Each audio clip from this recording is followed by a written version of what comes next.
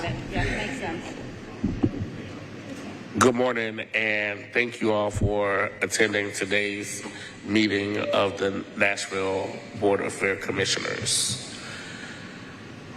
As information for our audience, if you are not satisfied with the decision made by the Metropolitan Board of Fair Commissioners today, you may appeal the decision by petitioning for a writ of cert with the Davidson County Chancery or Circuit Court. Your appeal must be filed within 60 days of the date of entry of the board's decision.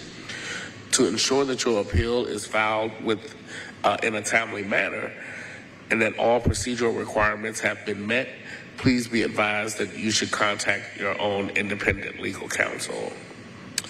My name is Jasper Hendricks, and I am calling this meeting to order. First order of business is, first I'm going to disclaimer. I can't hear out of my right ear right now. I just landed off of a plane, so please forgive me. I'm trying to be cautious about my tone right now because I can't judge it. But so if I feel like I'm yelling, please just signal, be like, hey, calm down a little bit. But first order of business is the approval of the minutes from previous meeting. So moved. Second. It's been moved and seconded. All in favor? Was there any discussion? Hearing none, all in favor, please signify by saying aye. Aye. Aye. All right. Next item is public comment period. Public comment.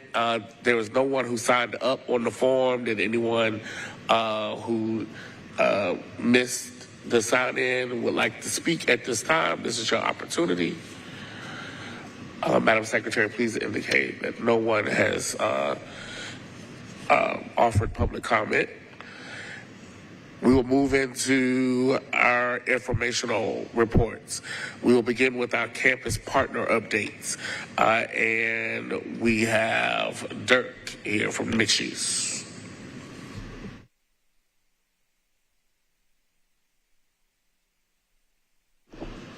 Good morning, Commissioners. Director Womack. Nice to be with you this morning. I feel like we were just here, but glad to see you all again. Quick update on the mixed use. 445 Park Commons is now substantially complete with its leasing. We're 96% leased and 90% occupied, which is terrific. That's a great statistic for getting into the third quarter. We have 13 units left to lease. So if anybody knows anybody wants an apartment, we still have a couple availabilities that's there. The retail leasing continues, fronting Fair Plaza. We, of course, now have Scout's Barbershop opened. I hope you've taken advantage of that opportunity to go visit with them. And Voodoo Brewery is now under construction, having received their building permit, which is terrific. Exciting news. Last week, we actually signed another retail lease in the front of the building. It's a med spa called Tempo, which, the name for the mascot for the soccer club has some nice tie-ins there, which is good. And I'm not sure what they do inside a med spa, but go check it out. I heard it's terrific. Across the street at 504 Park Commons, we continue to be in pre-development phase on that. We're currently working with NDOT, and we'll be interfacing with Director Womack on the adjacencies around the site with the hope to be able to connect Rains to Benton as part of our improvements on that site. And we're looking forward to finishing the design drawings for that about the end of the year. So we'll continue to keep this board apprised of our status and updates on that as that affects the campus and our campus partners. But beyond that, we've had a really good run the past couple weeks, and we're happy to answer any questions. Rains to Benton is the big hill, right? Okay, cool. Thanks, Dirk. You bet. Thank you. Thank you. Next, Ryan with Nashville Soccer. Lindsay. Morning. Just, keeping you on your toes.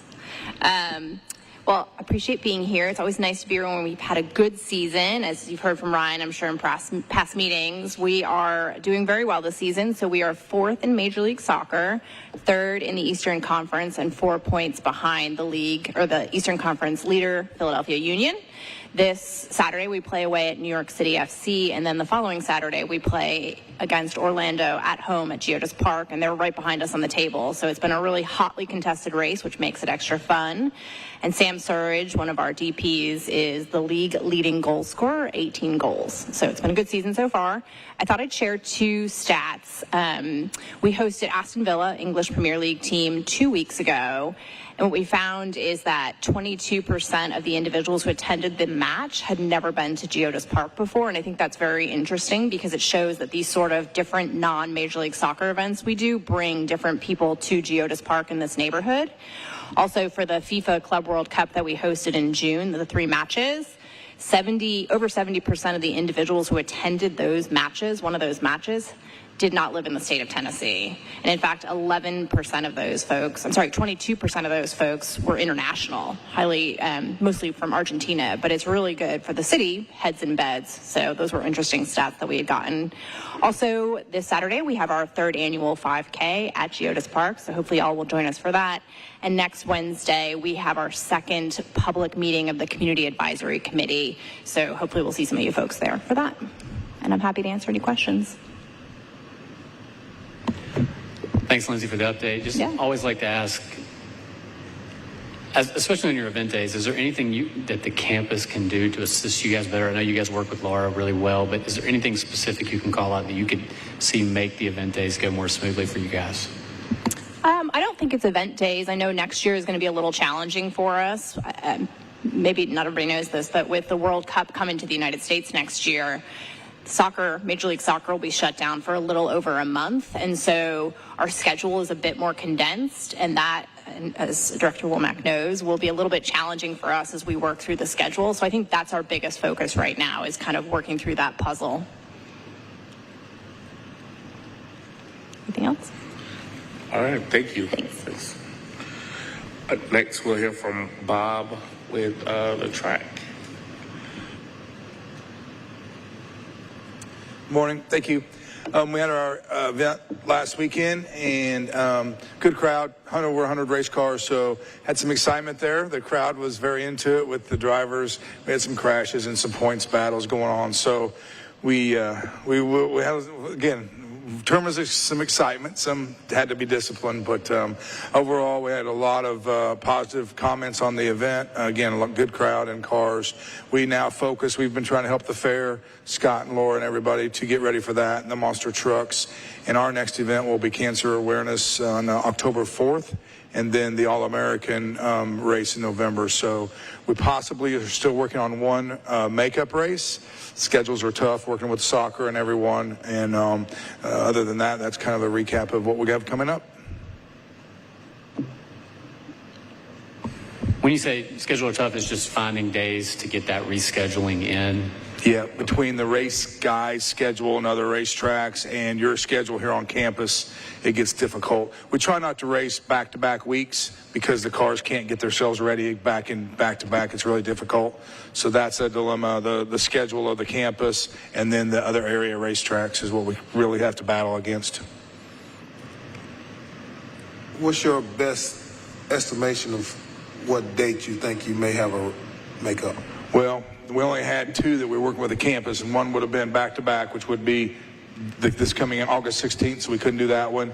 And then we're looking at somewhere in mid-October to try to fit one in. Okay. All right, I think that's it. Thank you. Thank you. Next, let's go into our capital project update. Yes, we have Ed. Yes.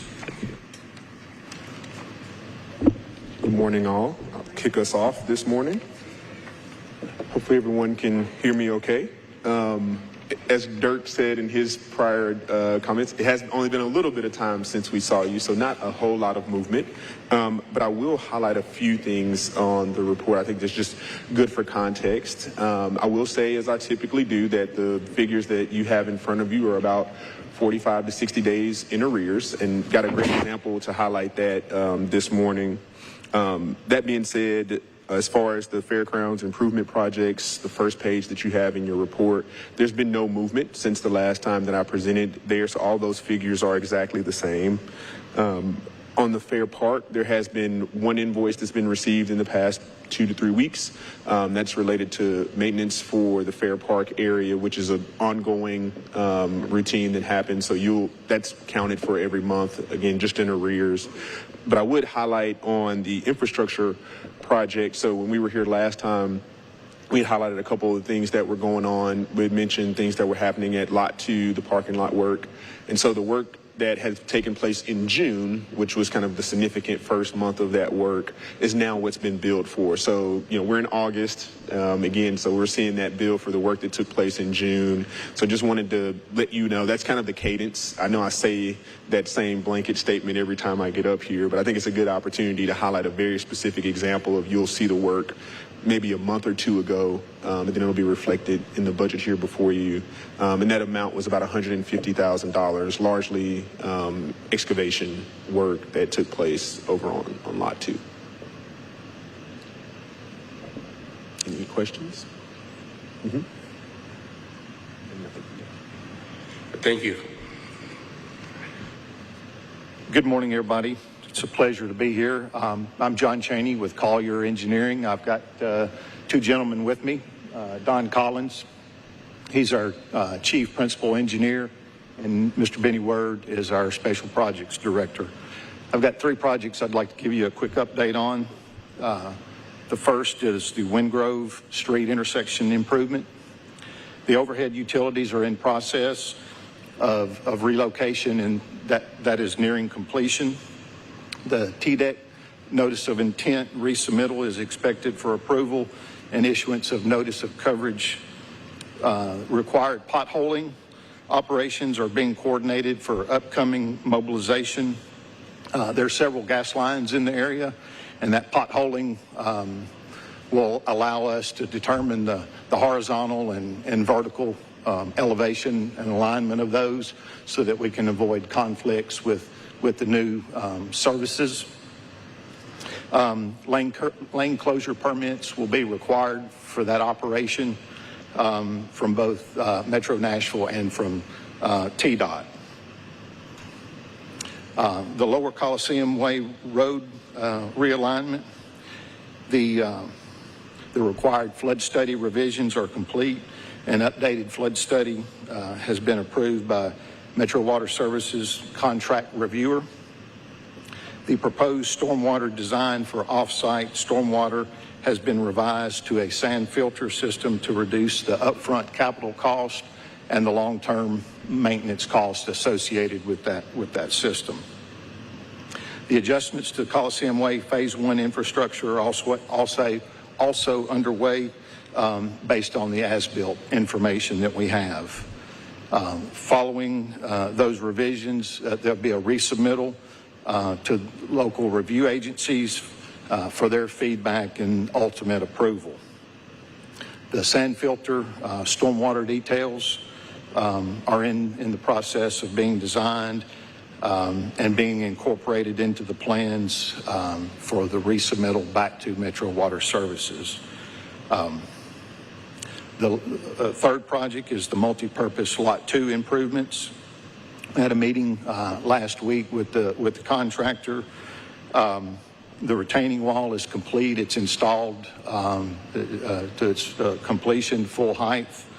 Underground electrical inspection was given last week, so the contractor will be pulling wire, setting pole bases, backfilling trenches. We're looking to have all of the electrical work for the Lot 2, the site lighting, as well as power. Looking to have that completed prior to the start of the fair. Underground stormwater materials are on site. Contractor's not going to start that operation, so those materials will be stored kind of in the northwest, or if you're on site, what I'd call the back left corner, and barricaded so the public doesn't have access during the fair to those materials. The next step will be to, there's a little bit of existing asphalt out there.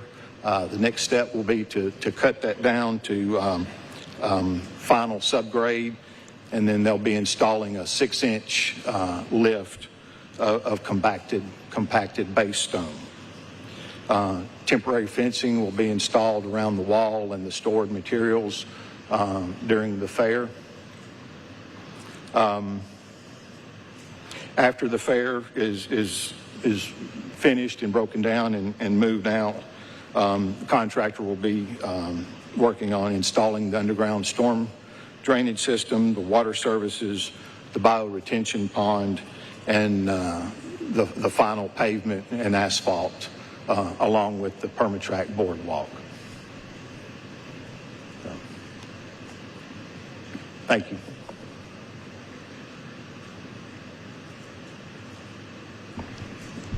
Just one note, not for these guys. Thank you all so much. Collier's big addition to the project. And this sheet was great. I know we asked about this last time. And again, don't create anything, but Laura, if anybody has any renderings of what any of this stuff is going to look like when it's done, I think that'd be great to send around just to, again, visualize what we're building around the site. And the only other addition I'd request, and again, don't put a lot of work into this, but just as we have a future project list that we haven't started yet, if we can just add that on here, that way we can look at the full next couple of years in front of us, to the extent we can even get maybe some of Dirk's stuff on here as well, just to create a roadmap of everything we're doing across the entire footprint.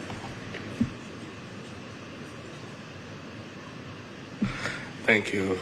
So next we'll go into division updates, and we will begin with our finance. Ms. Latrice, thank you. Hello. The Metro Charter mandates that certain activities be conducted on the property of the fairgrounds, which include a divisional fair, expo center events, flea markets, and auto racing. I will present financial information disclosing the revenues and expenses associated with fulfilling said mandates. The financial information reported today is preliminary, as all of the revenue and expenses for July 2025 may not have been recorded to the ledgers as of July 11th, 2025, when this report was created. As of July 2025, we have earned about $152,200. We have spent around $189,300. The difference is approximately $37,100. Depreciation expense is about $114,000. So the total adjusted variance for depreciation is about $151,000. The next section is the annualized budget. You guys will notice that this section has changed a little. I've included an administrative line, which houses our overhead cost. I was talking to Commissioner Todd earlier about what's included in that cost, and I just kind of want to share with the rest of the board that expense is pretty much an expense business unit, and it includes admin and maintenance staff, things like utilities, low cap, insurance, repairs and maintenance. What it does not include are individuals who are directly related to a business unit or line of business. For instance, the fair manager, his salary is within the fair business unit, et cetera, et cetera. All right. So with our annualized section, our revenue that we will collect is about $4.6 million. That is with a $989,600 investment from approved by the council to assist us. Our expenses is about $5 million. So there is a variance of about $355,100. We do not expect to exceed and need to use our fund balance, but in the event that we exceed our revenue, we would need to use fund balance to cover whatever is left. But we did get an investment from the city. I want to make that clear. As last year we did not, we will this year. We got an investment from the from approved by the council, $989,600. $89,600. The line that says other financing sources. Yes, so we did receive, we will receive, I should say. Our revenue by division for flea market, the year-to-date budget is $59,492. We have collected about $14,500. All the revenue has been posted for July. We have about $40,000 that needs to post, and so we'll pretty much be on par for flea market. For corporate sales events, our year-to-date budget is $173,100. Our actuals are $129,000. We are missing about $20,000 from concessions that hasn't posted to that business unit. The fair year-to-date budget is $50,300. We've collected $6,500. The fair will start next month on the 5th, so we will see more activity once the fair begins. For contracts, the year-to-date budget is $24,600. We've actually collected about $2,200. Again, our contracts that houses Market Street, which is our ground lease, and our contract with racing, and so we see some activity there.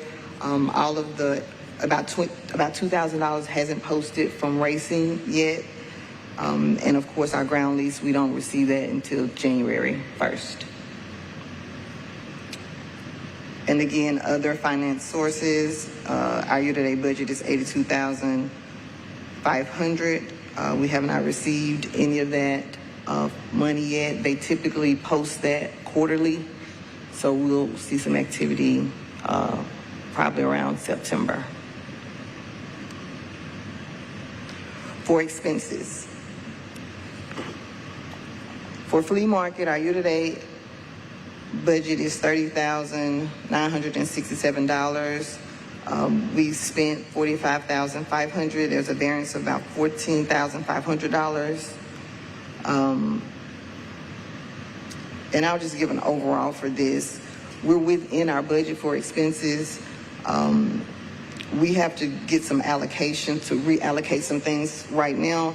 It looks like admin we've only spent about $7,300, which is not correct. Everything hasn't posted because of our change in accounting. Some of the salaries have been allocated, which need to hit just admin. So we'll make those adjustments and get those posted this month. But overall, we are within budget for expenses. For gains and loss by division, again, the allocation needs to occur for that to be a better representation. But overall, we're within budget for expenses.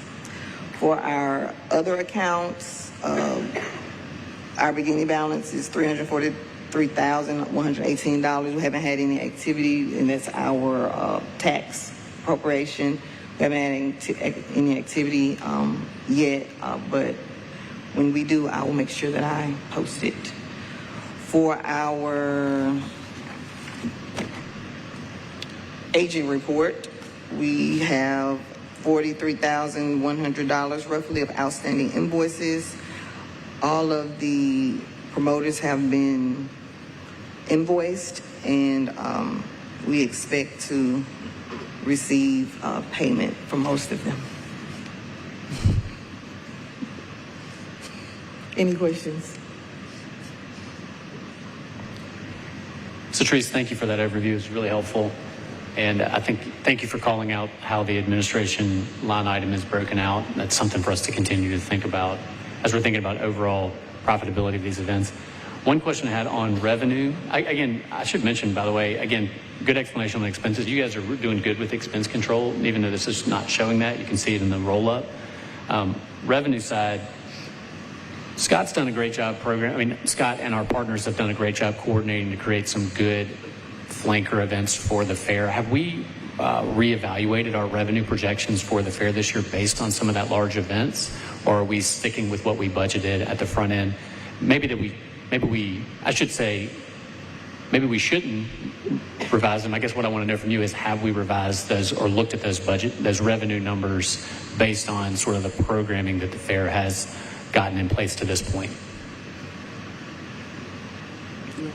Who will answer this question? Scott, if you want to come up. One of the, we're a bit at a disadvantage with the fair because we don't book entertainment till after we submit the budget. Yeah. So the budget that was submitted, every year we're very conservative on the revenue side of things. Even last year with the 3 days of rain, our revenue was a little bit slightly down, but not too far off. So this year, you know, we bumped up what I'm thinking our growth is going to be. I think with the monster truck event that we're having, the soccer game, we're going to exceed that this year for sure. But it's a very conservative, before all of that, you know, that budget was planned way before we knew what we was having. All makes sense. That's exactly what I would have done. Yes. 100% agree. And really, I'm just thinking about the trend lines of these events and profitability. So that's Yes. good to hear. Okay, thank you.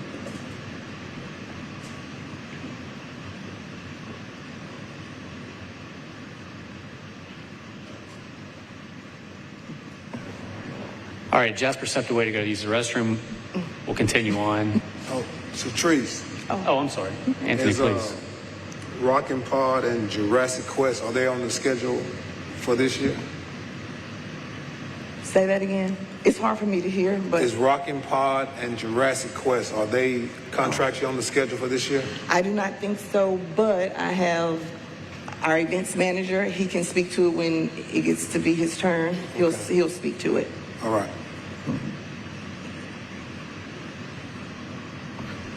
Any other questions for Satrice? All right, hearing none. Why don't we hold personnel until Jasper comes back, and we'll move to these other reports: event services, operations, executive director. And Laura, why don't you just lead us on that? sure thing. We've got Ryan Jensen here.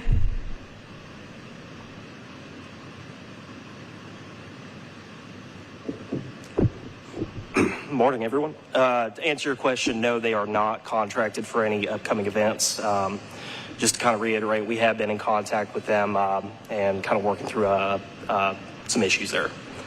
On the event services side, the corporate events program, July, we had a very busy month, finishing about 4% above what we projected internally. So big props to our team for their upsells with equipment, working with our clients to meet their needs.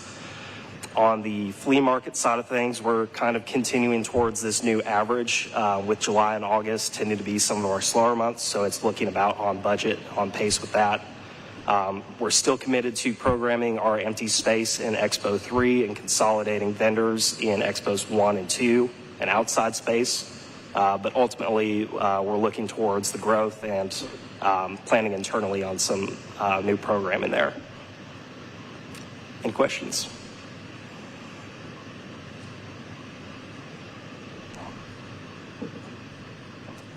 Thank you.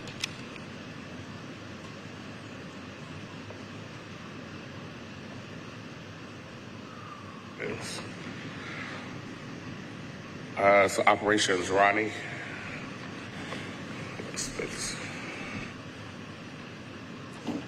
Good morning. I'm Ronnie Haywood, operations manager here at the Fairgrounds.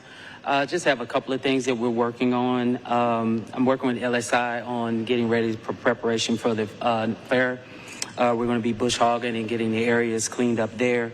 Also working with West Rock. They're coming out to do a survey on a recycling program. She's supposed to be here on Thursday. We're going to try to sit down and talk about ways to kind of compact and save money on our waste disposal.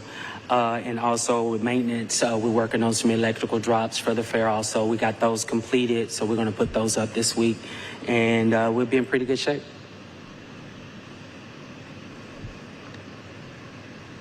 Okay, thank you.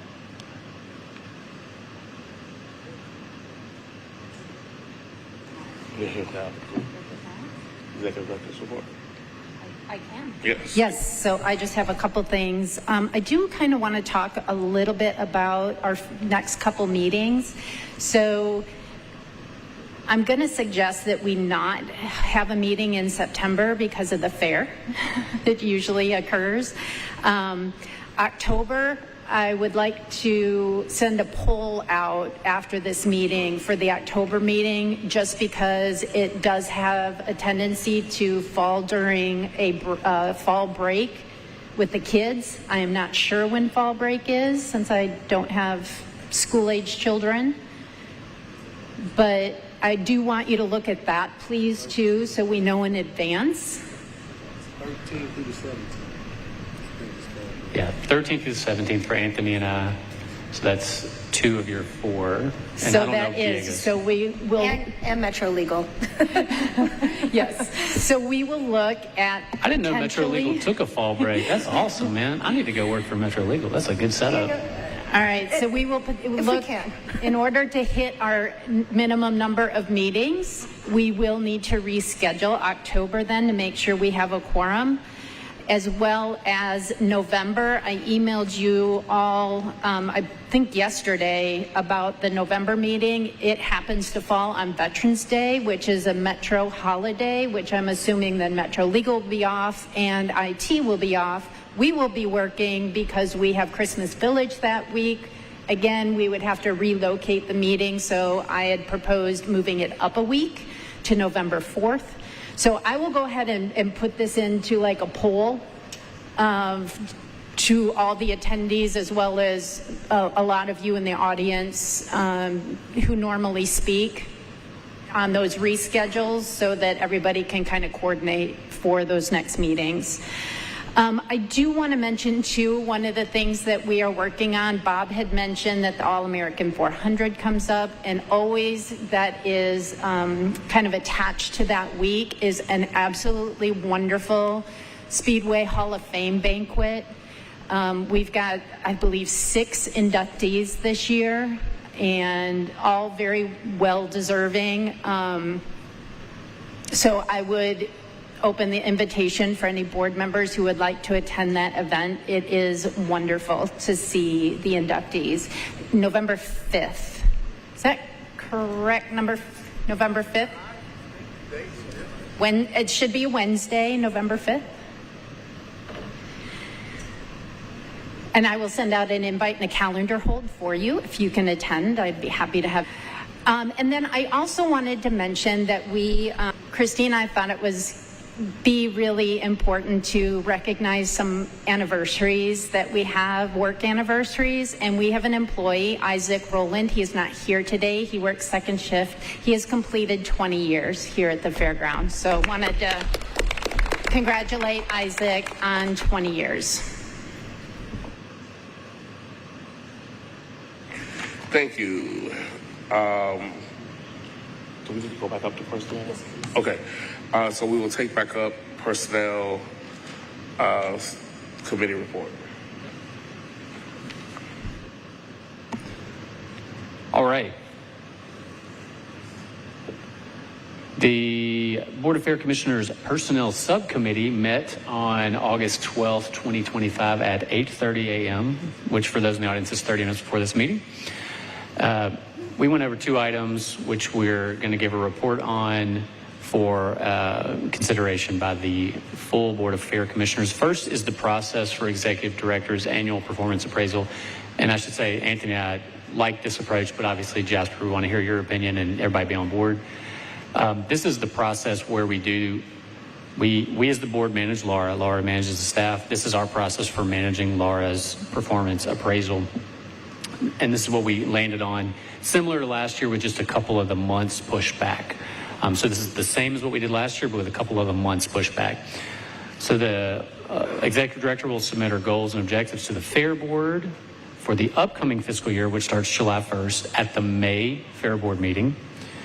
We will then have the opportunity to review that, provide recommendations for changes there. After that, the Fair Board Chair would schedule Laura's review for June.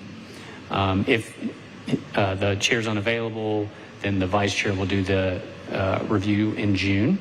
The fiscal year starts July 1st. And at the July Fair Board meeting, the Chair or the Vice Chair, if the Vice Chair did the performance appraisal, would recommend whether to do a merit increase for the executive director. The idea here is we allow the budget to be set and the money that we potentially are awarding to be in the budget so we can have certainty there whether or not we choose to award it. So we push all the dates back about a month to allow to have that budget certainty so we don't award money that, for example, we don't have to spend. So that is the first item that we reviewed at the Personnel Committee. And we voted for that, but taking it up to the full board here, Jasper, I don't know how you want to approach that as far as another vote or how you want to handle it, but that's the first item. Okay. I think you can present it as a motion to accept. I move that we accept the, we accepting the, I don't know, we accepting the report or we accepting the actual item? I don't know. Recommendation? Okay, sure. We're going to move to accept the recommendation of the Personnel Subcommittee regarding the process for the Executive Director's annual performance appraisal. Second. It's been moved and seconded. Any discussion? Hearing none. All in favor? Aye. Please leave by saying aye. Aye. And aye. So thank you all for your work on this. Thank you. And then the second item we looked at was the Executive Director's revisions to the Executive Director's job description. To level set for everyone, what I'm holding is Laura's job description as revised. I know Chair Hendricks provided some additions here, suggested additions for us to review. We've reviewed them and we have some recommendations. So I think top line, ultimately what I think a lot of our discussion revolved around, and I'll get to what we suggest here and then we can discuss it. I think a lot of what our discussion revolved around was whether we thought there was an opportunity for Laura to really be successful in the sort of fundraising in the sense of sort of looking for like a charitable donor base. Like we didn't think that was something that necessarily made sense for this facility. And what I mean by that is like looking at being competitive for opportunities for donations. When you put us next to like a true nonprofit, we're not going to be as successful.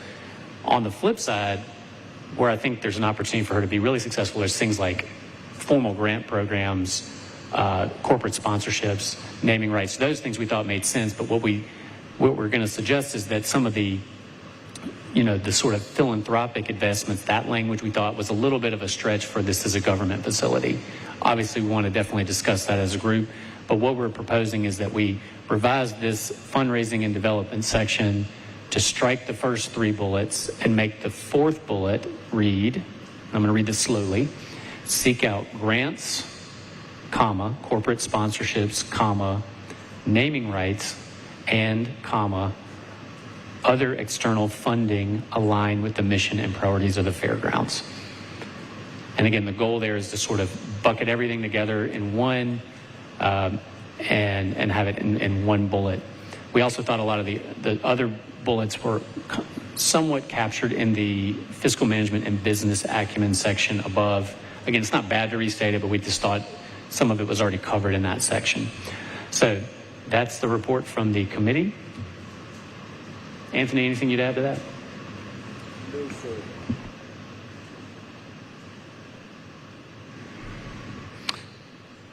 I'll make a motion to accept the revised job description as I just described, and I can read that out again.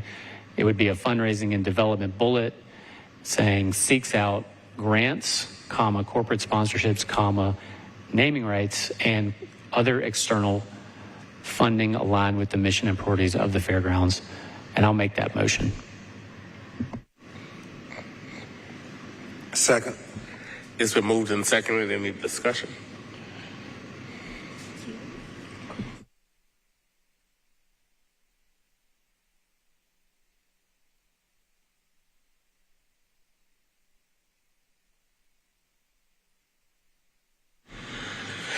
Sorry about that. No, we're good. It's just So I think it includes everything that I think we've discussed. So But hearing no discussion, call the question and for the vote. All in favor, please signify by saying aye. Aye. Aye. And aye. So thank you again for your work in this, in developing the process going forward. Well, and Jasper, also just thank you for bringing the issue up and just sort of, again, we had a lot of discussion with Laura just right before this on. We're here in your direction on this of like, we got to focus on not just break even, but like, let's get this to making a positive surplus for the city as much as we can.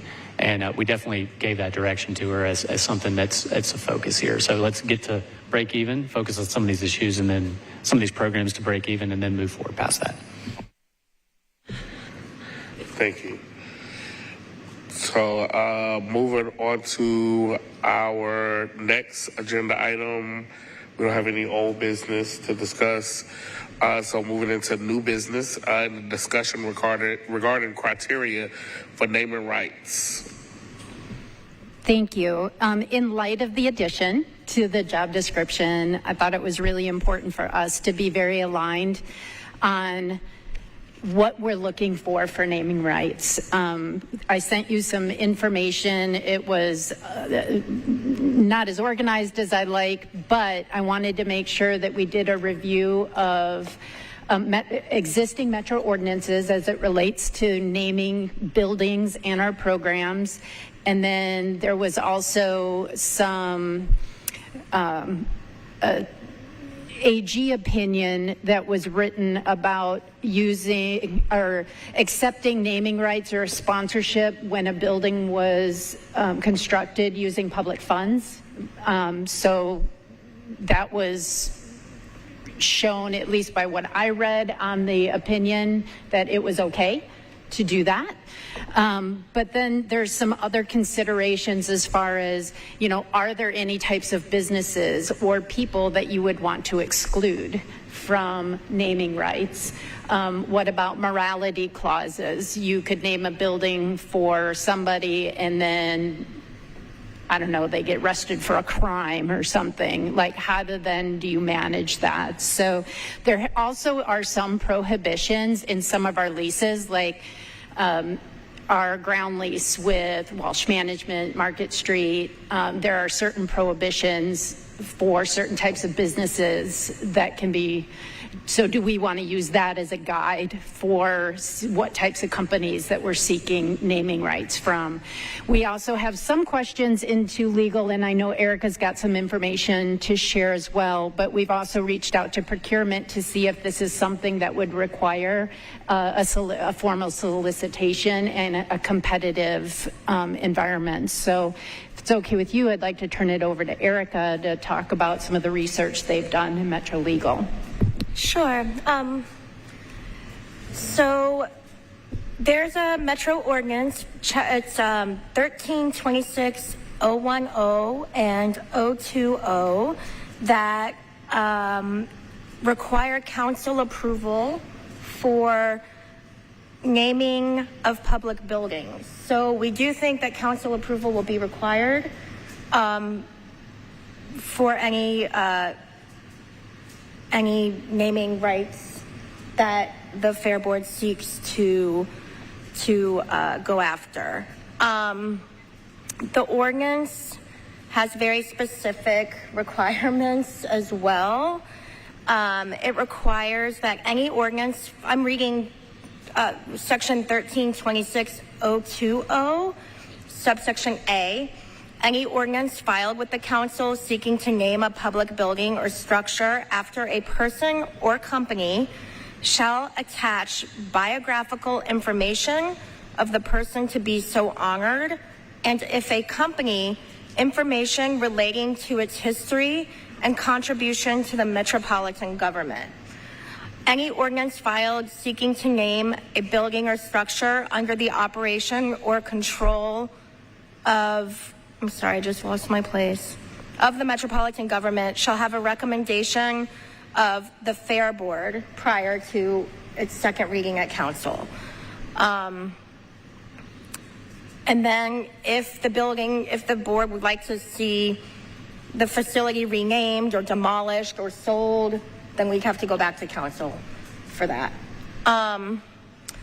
There is some, it's not clear whether a request for a proposal is necessary here. There is an old opinion from Metro Legal stating that it is required.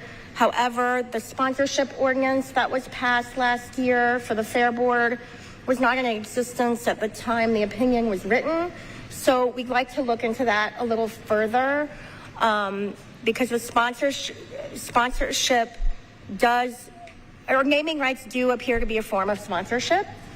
And so to the extent the procurement sees it the same way, we may not have to go through a request for proposal, but again, we need to continue to research that.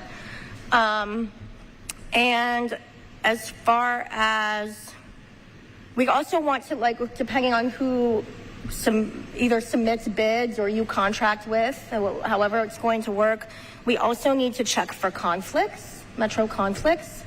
So that would be another step in the process that we want to be sure we contend with. And depending on the type of facility that is going to be named, there's a state law, the Tennessee Heritage Protection Act, which prohibits the renaming of certain public properties or memorials related to certain historical events without the permission of the Tennessee Monuments and Memorials Commission. So I'm not sure if any of these facilities fall under that category. That's something else we need to look into. But broadly, as Director Womack said, this is allowed. It's allowed with council approval. And one more thing is that the section of the Metro Code that allows the Fair Board to seek sponsorships authorizes the Fair Board to create rules and regulations regarding sponsorships. So if we do enter into a naming rights contract, it might be a good idea to set those rules before we enter into the contract. And I'm happy to answer any questions. So thank you for all of that information. And so, I mean, so knowing all of this information prior to the explanation, like,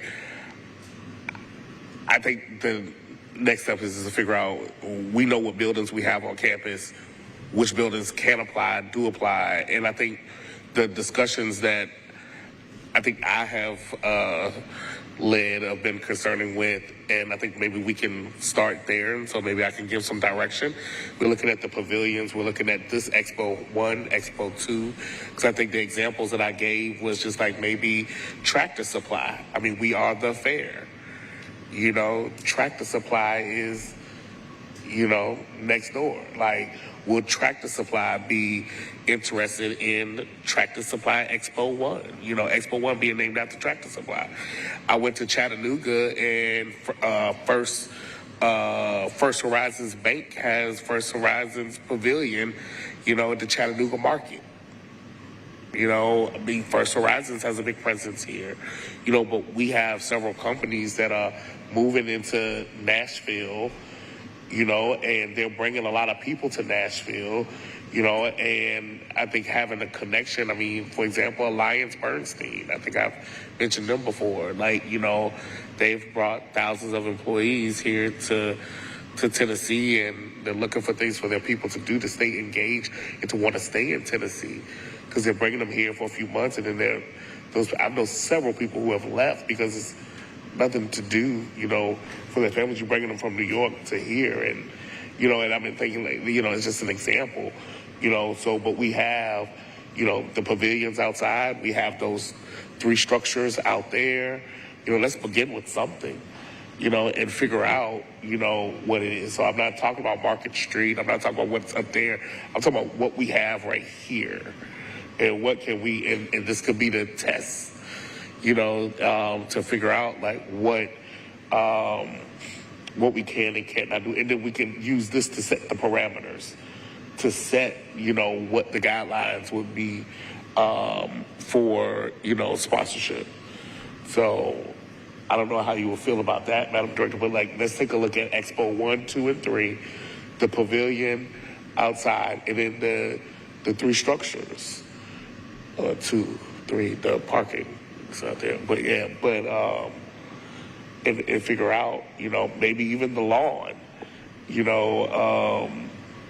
because people utilize the lawn, I've been here for a soccer game and they've been out there set up. I mean, what a company will pay to have consistent advertisement right there, so just a thought, the conversation. Are you also comfortable with programmatic sponsorships or naming rights? For instance, the Nashville flea market brought to you by? Oh, yeah. Yes, that's exactly what I'm thinking about. Yeah. Powered by Amazon would be great, for $3 million. So I'm just playing, joking. But, but we have, we're Music City. We're music. We have, Sony. We have BMI. We have all these major labels. We have, so we have resources, but are we reaching out to them and engaging them and bringing them, here? I think Apple is opening up Apple Studios around the corner in the Wedgwood, Houston neighborhood.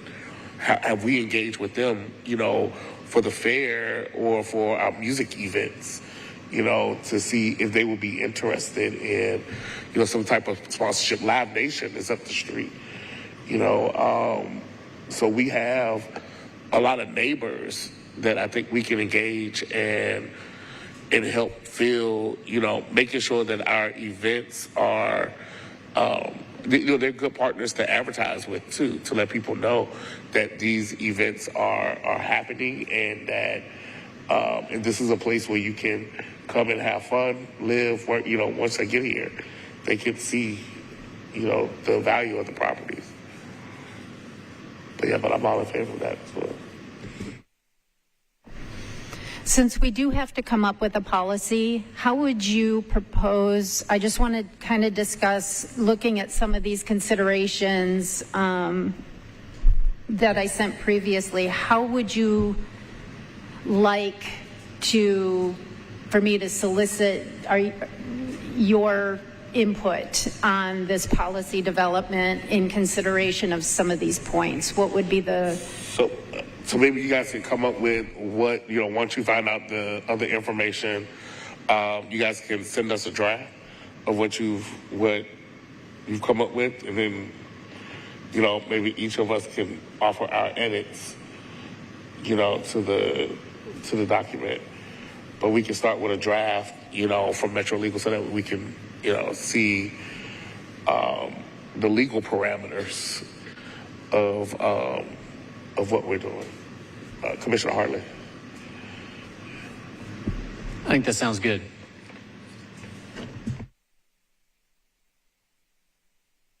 And maybe taking a look at, I mentioned that Chattanooga market, but what other places? I know our charter is different from other charters,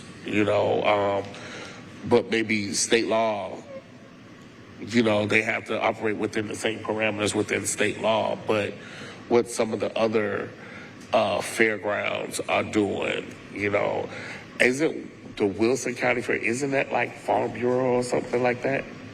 So, so how are they able to name their facilities after Farm Bureau? What did that take? So I'm just asking us tonight, so I think it's a good place to start. Yeah, we've actually looked at that. They published that naming rights. So if I recall, and Scott, correct me if I'm wrong, I believe it was 5 years, $225,000.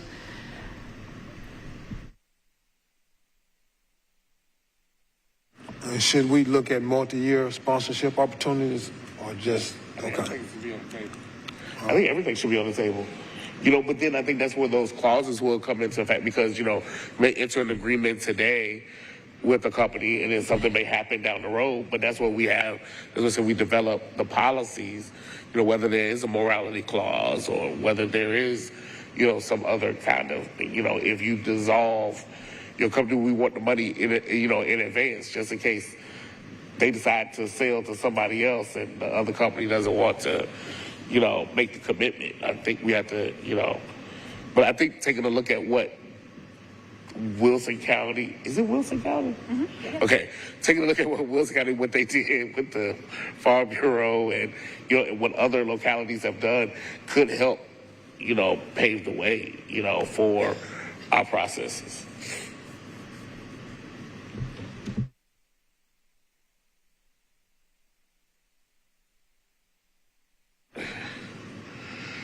Any other discussion on this? Good. All right, next is, we've already done that one, right? Yep. Personnel subcommittee report. We've already done that. All right, well, that was the only item in new business. Any other discussion, announcements? Anybody from the audience has an announcement? We have Councilwoman Vo here. Thank you very much. Hearing none, thank you for attending this meeting, and I will entertain the motion to adjourn. So moved. Second. All in favor, say aye. Aye. Aye. And aye. Thank you all. Thanks.